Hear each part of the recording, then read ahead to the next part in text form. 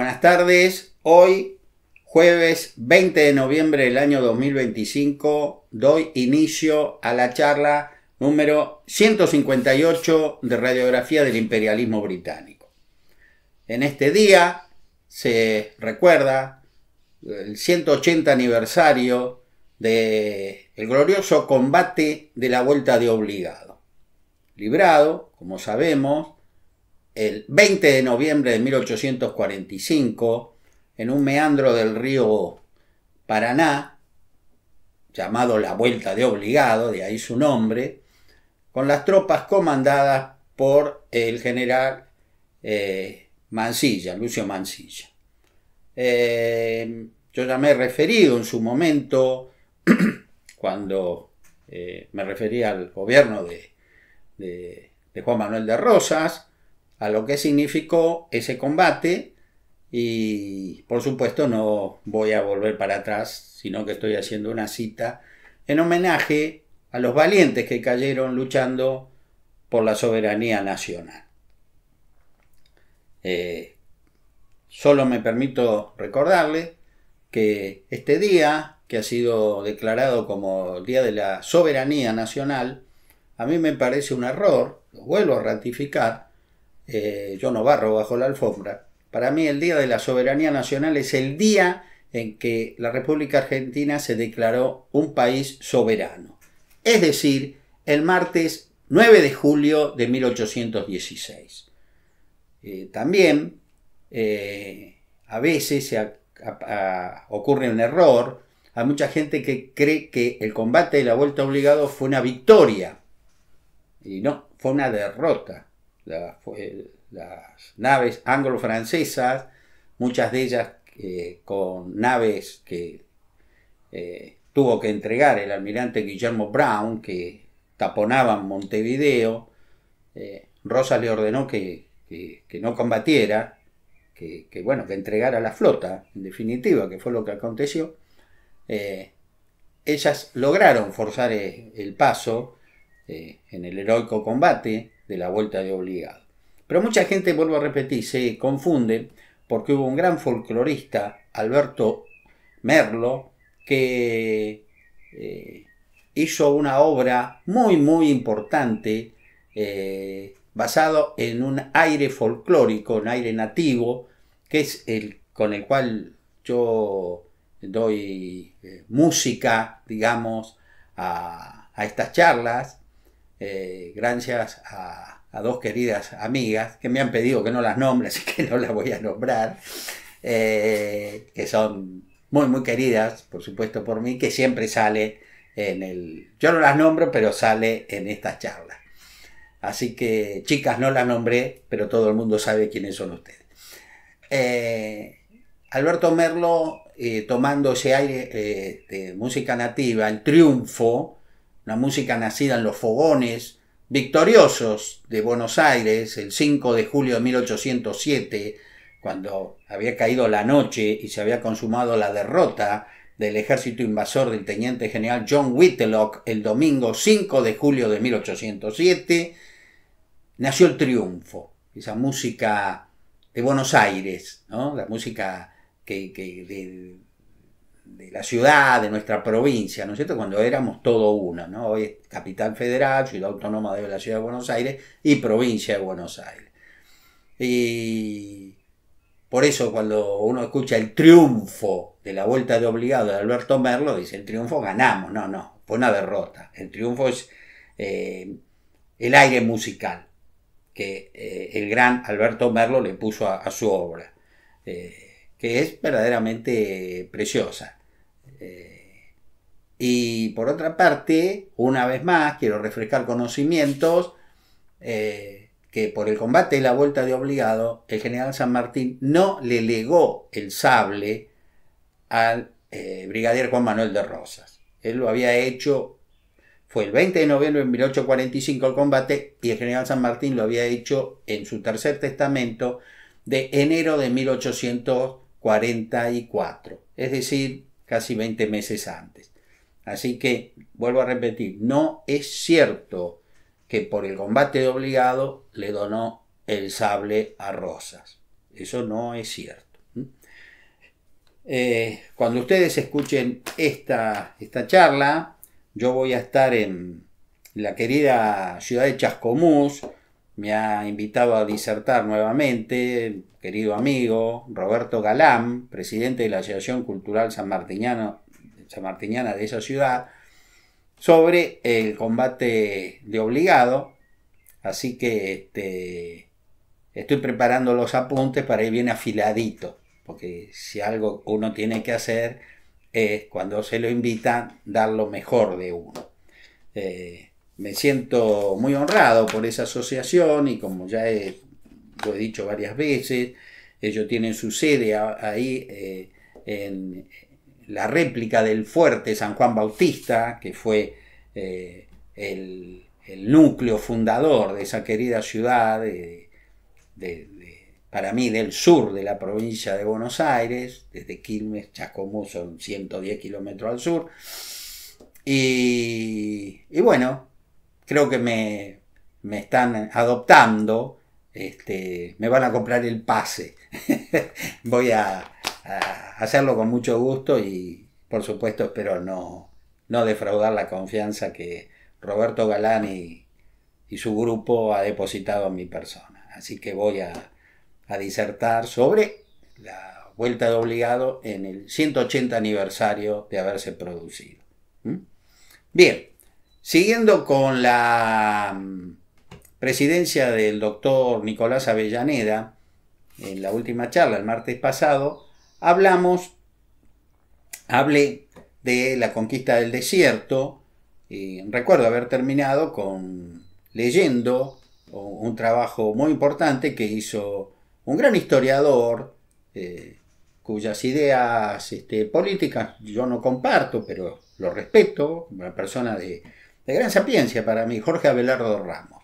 Es una de esas personas con las cuales me hubiera gustado encontrarme, hablar de X tema, porque sé que con respeto, aún no coincidiendo quizás en nada, nos íbamos a despedir con un fuerte apretón de manos. Y lo mismo puedo decir también de un gran político al que yo admiro profundamente, que fue el doctor Alfredo Palacio, socialista, pero para mí un hombre extraordinario. O sea, señores, como una vez dijo Domingo Faustino Sarmiento, bárbaro, las ideas no se degüellan. Yo puedo no compartir las ideas de una persona, pero si esa persona es leal a lo que dice, yo la respeto, aunque estemos en las antípodas, porque eso es lo que corresponde. Respetar al otro, escucharlo. ¿Por qué yo tengo que tener la razón? Quizá en algunas cosas esté equivocado. Y si estoy equivocado, pues señores, desmonto de la soberbia, del caballo de la soberbia, pie en tierra y me saco el sombrero. ¿Qué es lo que corresponde? Ojalá todos hicieran así. Nadie es el dueño absoluto de la verdad. Absolutamente nadie. Todos tenemos que escuchar al otro. Dios en su inmensa sabiduría nos dio 2 orejas, 2 oídos para escuchar y una sola boca para hablar. Quizá escuchar sea más importante que hablar. ¿No les parece? Avellaneda tiene que estar muy contento. Me pongo los zapatos de taquito. Ha terminado con la pesadilla de los malones. Se ha abierto la gran frontera del sur. La expansión agrícola ganadera va a ser extraordinaria a partir de ese momento. En 20 años nos vamos a transformar en el granero del mundo. Y, aunque muchos no lo crean, en el país número 1 de este planeta. Ya de eso voy a hablar en su momento. Pero queda otro tema pendiente en la carpeta de este gran presidente, del tucumano Nicolás Avellaneda: la capitalización de la ciudad de Buenos Aires. Las autoridades estaban de prestado en la capital federal, lo que hoy es la capital federal, perdónenme, no existía como tal, en la capital en la ciudad de Buenos Aires, que era la capital de nuestra provincia, de la provincia de Buenos Aires.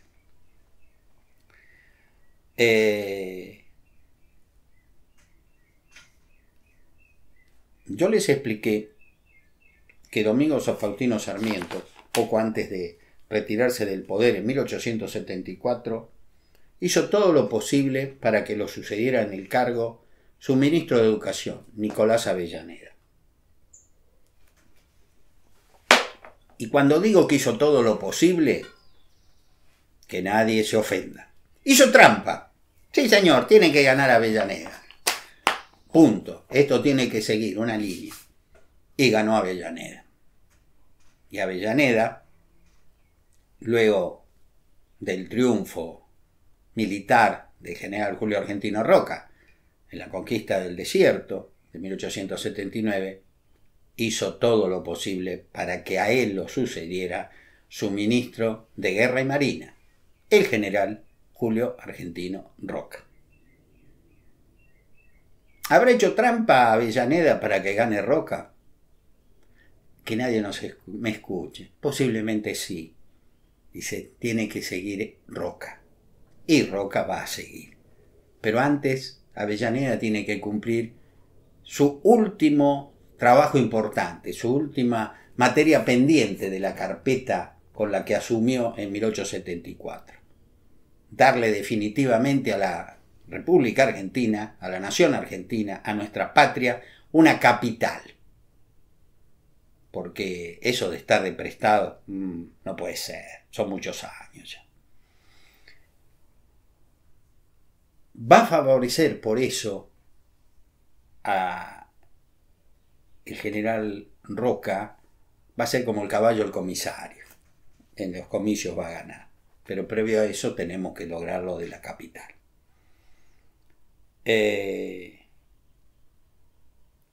Sabiendo que todas las fichas estaban puestas a favor de Roca, el gobernador de la provincia de Buenos Aires, Carlos Tejedor, el doctor Carlos Tejedor, un gran argentino, quiero aclarar, que también quería ser presidente de nuestro país, no quería entregar la ciudad de Buenos Aires como capital de la nación.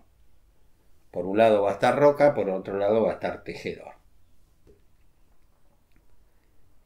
Tejedor, para mantener sus pretensiones, levantó la bandera que sabía que lo enfrentaría abiertamente con Nicolás Avellaneda. ¿Cuál es esa bandera? Buenos Aires no va a ser la capital. No vamos a entregar la capital de la provincia a la nación. No, señor. Punto. Tome nota, señor presidente. Avellaneda tomó nota. Y en silencio habrá pensado, pero Buenos Aires va a ser la capital de la nación, doctor Tejedor. Este deseo de no entregar la capital fortaleció la candidatura presidencial del doctor Carlos Tejedor. Todos los porteños, o un gran porcentaje de los porteños, lo respaldaba. Él era un porteño, era hora de terminar con estos provincianos que se habían, ocupado la presidencia de la nación, el sanjuanino Domingo Faustino Sarmiento, el tucumano Nicolás Avellaneda, y ahora el peligro que otro tucumano, Julio Argentino Roca, también fuera presidente de la nación. No. Era hora de tener un porteño de presidente, Carlos Tejedor, que no va a entregar a la ciudad de Buenos Aires como capital de la nación.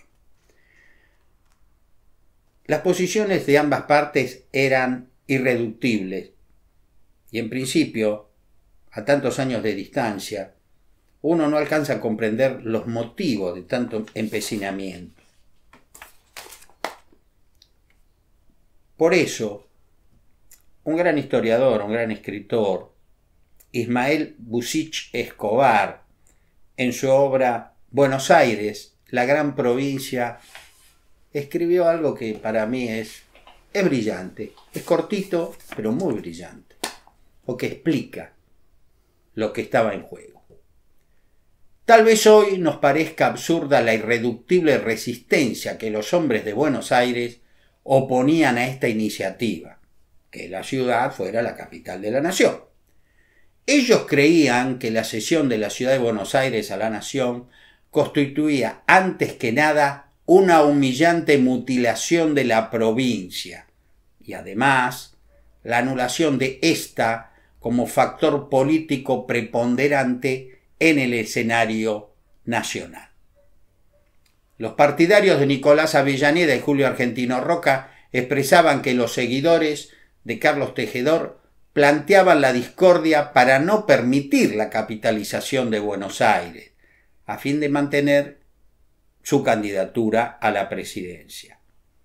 Por su parte, los porteños, que respaldaban a Tejedor y a su aliado más renombrado, el general Bartolomé Mitre, manifestaban que se oponían al nuevo fraude electoral que los primeros, la gente de Avellaneda, estaban tramando, como lo habían hecho en 1874, para que continuara el continuismo oficialista. Como se puede apreciar, el antagonismo de las partes era marcado, era sumamente evidente, y todo condujo a un luctuoso desenlace. Hubo un frustrado intento conciliador encabezado por la Bolsa de Comercio. La situación económica financiera colaboró en enrarecer la grave situación del momento.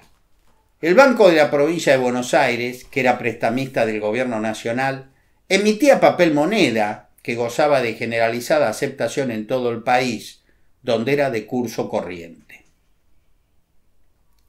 Sin embargo, al temerse otra nueva sucesión una nueva secesión de la provincia, como la sufrida entre 1852 y 1859, ¿se acuerdan? El 11 de septiembre de 1852, Buenos Aires se separa del resto de la Confederación, y hay una plaza que todavía lo recuerda en Buenos Aires, aunque la plaza es Plaza 11 de septiembre de 1852, y todos la conocemos como Plaza 11. Yo ya lo dije esto, una broma que le hacía a mis alumnos en la Facultad de Derecho, le decía, ¿dónde están las otras 10 plazas? La Plaza 1, la Plaza 2, la Plaza... Y no entendían hasta que uno le explicaba la broma del profesor, ¿no? En este caso, que era esa. La Plaza 11 de septiembre de 1852 la conocemos hoy como la Plaza 11. Pues bien, temiéndose una nueva secesión de la provincia de Buenos Aires, el gobierno de Avellaneda le dio luz verde, digamos hoy, el semáforo no existía por supuesto en esa época, a la Bolsa de Comercio para ver si podían encontrar un camino para evitar el enfrentamiento que era evidente iba a ocurrir. El enfrentamiento armado, ojo, no era dialéctico, no. Esto se iba a dilucidar a los tiros. ¿Cómo se dilucidó? El lunes 3 de mayo de 1880 se reunió la Cámara Sindical de la Bolsa de Comercio y al iniciarse el debate el señor Juan Sassenberg expresó: Señor presidente, una reunión respetable de negociantes me ha pedido que en vista de la alarmante situación política en que se halla el país y temiendo se produjeran conflictos de guerra civil, lo que ocasionaría grandes perjuicios a los valiosos intereses comerciales y materiales que representa el país, me han pedido, decía, hiciera presente a la Cámara Sindical que ha llegado el momento en que ella, como representante del comercio en general, hiciera una petición a los poderes públicos nacionales pidiendo una solución pacífica a la cuestión electoral que tan hondamente tiene conmovida toda la República.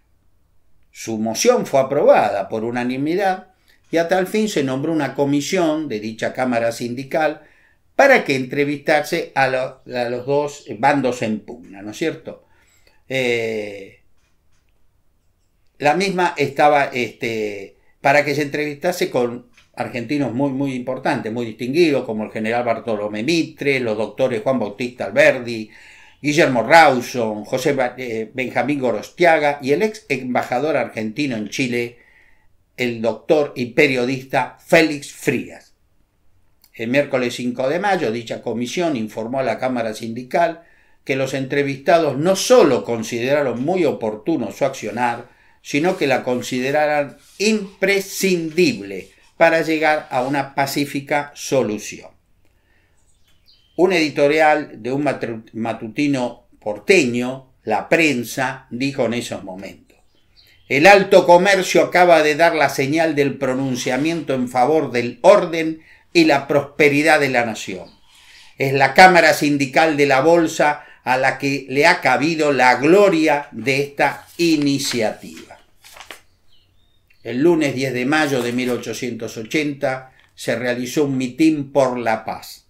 Unidos por la misma idea, miles de comerciantes, empleados, obreros y simples ciudadanos marcharon desde el edificio de la Bolsa de Comercio hasta la Casa de Rosada, donde entregaron un petitorio dirigido al presidente doctor Nicolás Avellaneda.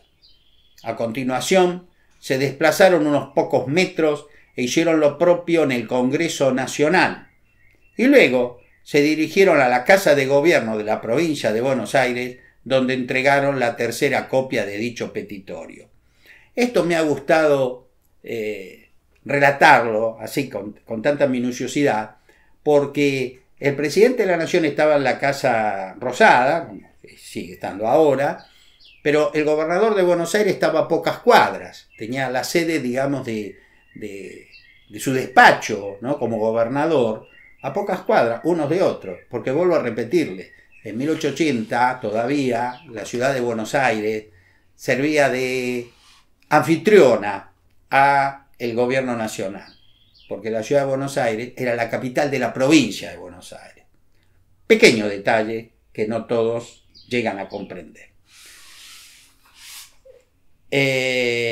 La marcha debió verse coronada con el éxito, pero lamentablemente eso no ocurrió. La entrega de los petitorios, eso salió perfecto, pero ¿qué va a pasar? Ese mismo día se reunieron a bordo de la cañonera Pilcomayo el gobernador de la provincia de Buenos Aires, doctor Carlos Tejedor, y el general Julio Argentino Roca, el otro candidato a la presidencia, y lamentablemente no lograron ponerse de acuerdo. Enterado de ese resultado negativo, a los días, miembros de la Bolsa de Comercio y la Sociedad Rural Argentina, 41 personas para ser exacto, se entrevistaron con Carlos Tejedor. Quisieron hacer lo propio con Roca, luego de hablar con Tejedor, pero este se había trasladado a Rosario, manifestando no quería participar en más componendas, ¿no es cierto? Me voy a Rosario, ¿no? Roca se sintió enfermo, ¿no?, acusó una enfermedad y por eso no pudo ser entrevistado. Recién la entrevista con él se va a producir el 2 de junio de 1880. Roca dejó pasar unos días a ver cómo se iban ubicando los distintos factores políticos. Por eso se decía que Roca era muy pícaro, era muy pillo, era un zorro, el zorro Julio Argentino Roca. El ministro de Gobierno de Avellaneda, el doctor Carlos Pellegrini, trató de impedir que se distribuyera una gran cantidad de armamento que había llegado en el vapor Riachuelo, que estaba destinado al gobernador Carlos Tejedor. Pellegrini hizo lo imposible por evitar que las armas las tomara la gente de Tejedor, pero no lo logró. Y los porteños, muy entusiasmados al verse muy bien armados, desfilaron desafiantes con sus fusiles por la propia Plaza de Mayo, frente a la Casa Rosada y por las calles principales. Ante este palpable de agravio a su investidura, Avellaneda abandonó la ciudad de Buenos Aires y se traslada al pueblo de Belgrano, que hoy es un barrio de la ciudad de Buenos Aires, pero en ese entonces era un pueblito satélite, digamos, no era de la ciudad de Buenos Aires. Y declaró allí el estado de sitio. La cosa se estaba poniendo cada vez peor. El Congreso Nacional, el sábado 12 de junio de 1880, declaran, en el Congreso Nacional, se declaran los electores nacionales, como se elegía de acuerdo a la Constitución de 1853, al nuevo presidente de la Nación, que no es otro que el general Julio Argentino Roca. Carlos Tejedor desconoce ese nombramiento y estalla la lucha armada. Se combatió entre el jueves 17 y el lunes 21 de junio. Fueron 17, 18, 19, 20, 21. 5 días. Te dirán, bueno, 5 días. Pequeños tiroteos. No. Estaban armados con fusiles muy modernos. Y por eso, cito, los encuentros más sangrientos, donde murieron centenares de ciudadanos argentinos de ambas partes, fueron en Puente Alsina, en los Corrales de Miserere, en San José de Flores y en la Convalecencia. Esto lo dice en la obra citada Ismael Busich Escobar, Buenos Aires, la gran provincia. Las fuerzas nacionales poco a poco se van a ir imponiendo. El miércoles 23 de junio, la Cámara Sindical de la Bolsa de Comercio expresó que, estando el país en estado de sitio, no les era posible a los ciudadanos argentinos que integraban la Comisión de Comercio proseguir sus gestiones y, por tanto, se decidió constituir una comisión de comerciantes extranjeros integrados especialmente por aquellas personas que tuvieran representación diplomática en nuestro país, para lograr un alto al fuego. Afortunadamente, esta comisión de comerciantes extranjeros logró su objetivo y cesaron los combates. El doctor Carlos Tejedor comprende que ha sido derrotado y ordena el cese del fuego a sus fuerzas, y para que no queden dudas, renuncia en forma indeclinable al cargo de gobernador de la provincia de Buenos Aires, expresando que el honor de su causa está a salvo.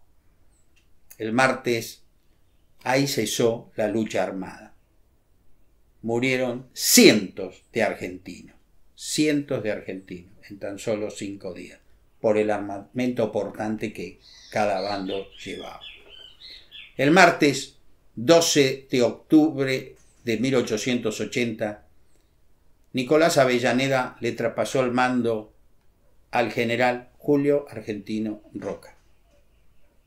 El domingo 6 de diciembre se sancionó la Ley de Capitalización de Buenos Aires y, si bien la misma está firmada por el nuevo presidente de la Nación, por el general Julio Argentino Roca, considero que tan trascendental medida debería serle adjudicada justicieramente al doctor Nicolás Avellaneda, un presidente de lujo que lamentablemente los argentinos no lo conocemos, como tantas otras cosas.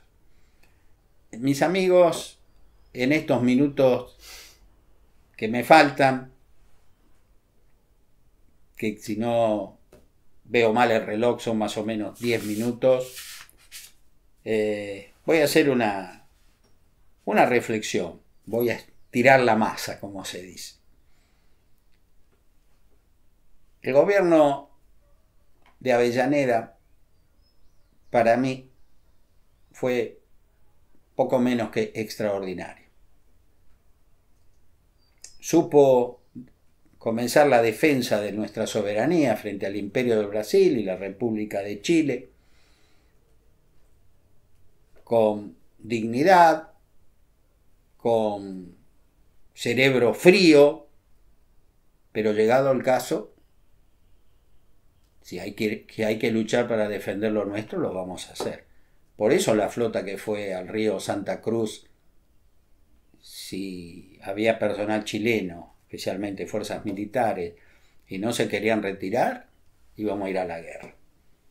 Pero, por suerte, no estaban, ya habían partido hacia el norte, a la guerra de conquista contra Bolivia y Perú, y nosotros vamos a ya ocupar la margen norte y sur del río Santa Cruz, que luego al poco tiempo va a ser denominado Territorio Nacional de Santa Cruz, hoy provincia del mismo nombre, con una decisión que pocos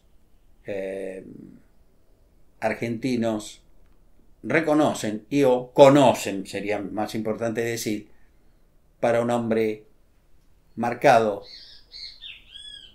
por la desgracia familiar. Les recuerdo que el día que Nicolás Avellaneda cumplió 4 años, su padre, Marco Avellaneda, fue degollado por las fuerzas federales del general Manuel Oribe. Así que, pese a eso, este hombre se repuso, logró ser un brillante abogado y fue un extraordinario ministro de Educación de Domingo Faustino Sarmiento. Capucha, no es poco eso, ¿no? Ser ministro de Educación de Sarmiento. Y luego fue un presidente sinceramente de lujo, que nosotros deberíamos honrar mucho más, lo que prácticamente lo hacemos, porque es un ilustre desconocido.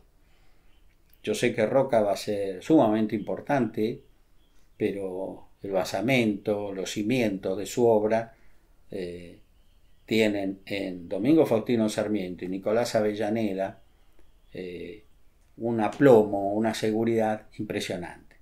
Fueron 12 años desde la llegada de Sarmiento y luego la de Avellaneda, en que nuestro país comenzó a despegar. La de Mitre quizás no fue una mala presidencia, pero la guerra del Paraguay impidió que muchas cosas que quizás Bartolomé Mitre pensara no las pudo concretar, porque los acontecimientos externos lo condujeron. Hay veces que el hombre conduce los acontecimientos y otras veces que los acontecimientos conducen a los hombres. Ese fue el caso del gobierno de Mitre. Está todo listo ahora, se ha terminado con la pesadilla araucana por la conquista del desierto en 1879 y Buenos Aires, luego de tantos años, 70 años del inicio de la Revolución de Mayo, tiene su capital, que durante muchos años la conocimos como la capital federal. Hoy es el día de hoy que muchos le seguimos diciendo la capital federal, porque cumpliendo con el mandato que nos legara ese también gran tucumano como Avellaneda, tucumano como Roca, que fue el doctor Juan Bautista Alberdi, la ciudad de Buenos Aires era la sede del gobierno federal. Capital de la nación, gobierno federal, capital federal. El próximo martes yo voy a comenzar a hablar sobre la primera presidencia del general Julio Argentino Roca, y ahí vamos a ver el despliegue que este hombre hizo con cosas muy inteligentes que verdaderamente hicieron que el apodo popular que le pusieron de El Zorro, Julio Argentino Roca, estuvo muy bien puesto, con una simpatía innata, un hombre valiente, como lo demostró en la guerra del Paraguay, especialmente en la batalla de Curupaytí, ustedes recordarán, donde se retiró cuando la masacre se había consumado, entregó su caballo a que un herido pudiera ser evacuado y lentamente se retiró con el batallón Salta. Era valiente, verdaderamente era valiente. En esa época la mayoría de nuestros hombres de poder eran valientes, de uno y otro bando, no importa en qué lado estuviera, era gente de valor, no se andaban con chiquitas, y por eso ahora en la última parte de este año, honestamente no sé cuándo a qué altura de los acontecimientos vamos a terminarla. La charla se termina en este año, el 16 de diciembre, por una causa que yo ya les voy a explicar en su momento, pero yo creo que por lo menos vamos a llegar a concluir con el primer gobierno del general Roca y bueno, con cómo Argentina se va a transformar de un país prácticamente saliendo de, no sé, de las cavernas, a ser una tierra de promisión tan extraordinaria, que los italianos ricos venían a poblar nuestra patria, porque el pasaje, los barcos que partían de Génova a la Argentina, costaban 3 veces más de los barcos que conducían a los inmigrantes italianos a Nueva York, porque la distancia es prácticamente 3 veces menor. Fíjense, los italianos más pobres fueron a poblar Estados Unidos. Los más ricos, los más pudientes, vinieron a la Argentina, que era donde una persona podía hacerse la América, como decían ellos. Yo llegué a conocer de chiquito los últimos, quizá, inmigrantes italianos. Guardo el mayor de los recuerdos, cariño, de la familia Di Nardo, que siendo yo un purrete chiquito, 4 o 5 años, me tomaron, no sé, con cariño, qué sé yo, sería simpático. Y yo asistía a la fiesta que hacían ellos con los paisanos, donde cantaban las canciones, O Sole Mío, qué sé yo, era hermoso, verdaderamente gente buena, gente trabajadora, gente que triunfó en nuestra patria. Y haciendo una vez más, cumpliendo una vez más ese famoso dicho, ese apotegma de Juan Bautista Alberdi. Gobernar es poblar, y poblar con europeos. La Argentina, en 1880, está como si fuera un cohete en la base de lanzamiento. Solo el espacio nos esperaba, no había límite. Y Argentina en pocos años, para asombro del mundo, va a decir, perdón señores, acá estoy, soy la República Argentina. Y fue fantástico, fue algo emocionante. Era la época en que uno sabía que si trabajaba, que si estudiaba, estaba el fruto del esfuerzo, se lo recogía. Lamentablemente, con el tiempo, en diferentes charlas vamos a ver qué nos pasó para perder ese lugar de privilegio y, tristemente, por lo menos hasta hace pocos años, ocupábamos un lugar de vagón de cola de un tren imaginario, cuando alguna vez fuimos la locomotora. Y eso, como dijo Ripley, es verdad, aunque usted no lo crea. Mis amigos, sin más, me despido de ustedes en este día que recordamos el glorioso combate de la Vuelta de Obligado en su 180 aniversario. Tengan todos ustedes muy buenas tardes.